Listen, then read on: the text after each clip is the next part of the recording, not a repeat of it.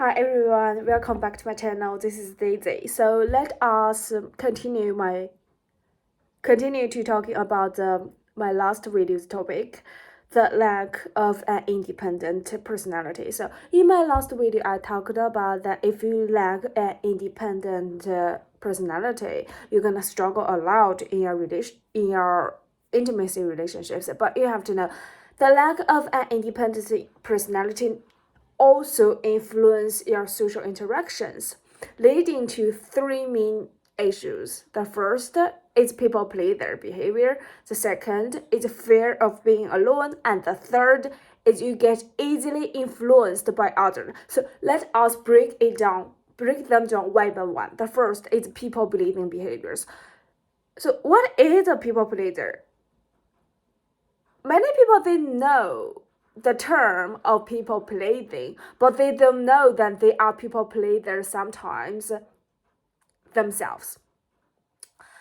A people pleaser usually means somebody who constantly seek validation from others, and they have difficulty saying no out of fear of being rejected, and they tend to avoid conflict even at the cost of their own well-being. So I'll give you some everyday examples so you can have a look about if you are a people pleasers or not, or at what degree you are a people pleaser.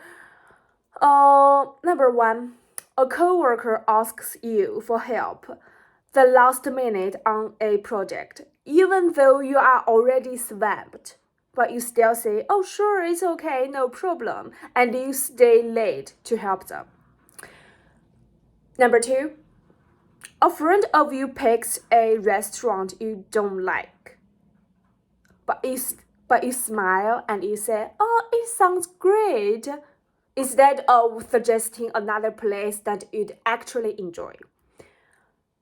Number three, you agree to babysit for your neighborhood on that only free night that week, even though you really need some rest, but you still say yes to your neighborhood. And number four, your partner asks you for where do you want to eat, and you just say, "Oh, I'm okay. I'm good with whatever you want to eat, honey," even though you have been craving for something specific for a long time. And number five, somebody interrupted you while you are talking, but you ignore it. You let it go because you don't want to be seem rude. You don't want to seem rude by correcting them. And number six, you lend money to somebody even though you are not very comfortable with it because you don't want them to think you are selfish, so you lend them money even though you don't want to. And number seven, and work meetings, you do not share your own ideas out of fear that others may not like your idea, so you just log along during the meetings. I think number eight,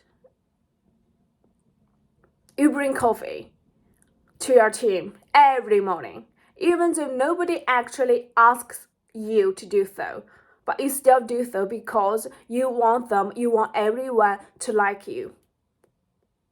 And number nine, you reply to every messages, to every text, to every emails immediately, no matter what you are doing at that time, because you don't want anybody to feel upset or ignored. And last one, okay, number 10. Let's say you keep quiet when somebody makes a comment about you that really annoyed you, really bothered you, but you still kept quiet because you want to keep peace. You don't want to have conflict with them. So they are kind of everyday 10 examples so you can know if you are a people pleaser or not. If you are a people pleaser, then it means that at some level you do not have a strong sense of self-identity, self-personality. So that's it. And the second one is fear of being alone. People, for those who do not have an independent self-personality, constantly need others to stay with them. They need company to feel valued. So they get anxious when they are left out, when they are not included in a social plan.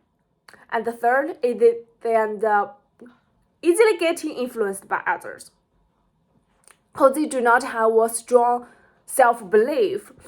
They would like to adopt to others' opinion about anything without critically evaluating them, and then they even change their behavior, change their attitudes, change their interest to fit into a group because they want that acceptance so badly. That are the three main issues that you will face if you do not have a clear self-identity. And in my video, in my channel, I talk a lot about that. If you want to have a happy life, you need to gain the self-love, but there is no such thing as self-love if you do not have a strong sense of self-identity. Think about it this way. If your self-identity depends on external validations, then your own self-worth will depend on other people's opinions about you. It fluctuates, and then you cannot accept your own flaws and your own failures, and which leads to self-criticizing and self-doubting and self-belittling. Then there is no self-love and you're gonna live miserable. And on the other side, if you have a strong sense of belief, then you can live your life based on your own credos. You don't need other people's opinion, approval. Then you can truly accept yourself just being who you truly are, instead of what other people think. Instead of what other people's opinion about you, what other people are saying about you. You are totally focused on yourself. So the big question is this: if you realized after watching this video, you realize, maybe I do not have a strong sense of self and I want to have a strong sense of self, how to do? The first thing you need to know is that it's not something you do not have and you need to buy. It's something you already have but has been ignored, has been neglected by you for a long time. You don't even realize that you already have a sense of self. So your job is to remember that you have a strong sense of self and gain it back. How to do? Very, very easy, very simple. Start to do the three things. Okay, I give you 3 tips that I believe it's gonna be very helpful. The first is making decisions on your own. You can start with some small choices, like decide what to eat, decide what to wear. Start small, and then you can gradually build that confidence of relying on your own intuitions to make bigger life decisions. And second, develop your own hobbies and interests. Engage in some activities that can bring some personal joy instead of just those involved others, which means spend some quality time alone.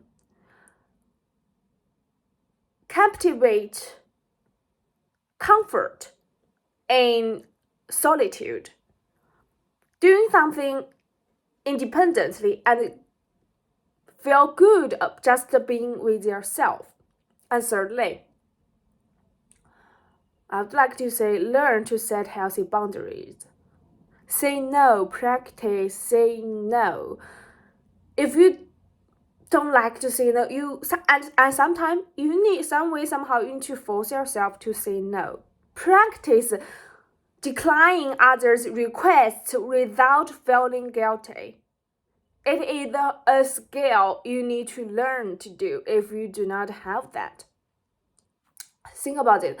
If you already feel fulfilled inside yourself and you live your life happily, the other people and outside, it just applause. It would influence you. You are the most important thing and important person in your whole life. Do not forget it. And I hope you like this video and thanks for watching. I see you next one. Bye bye.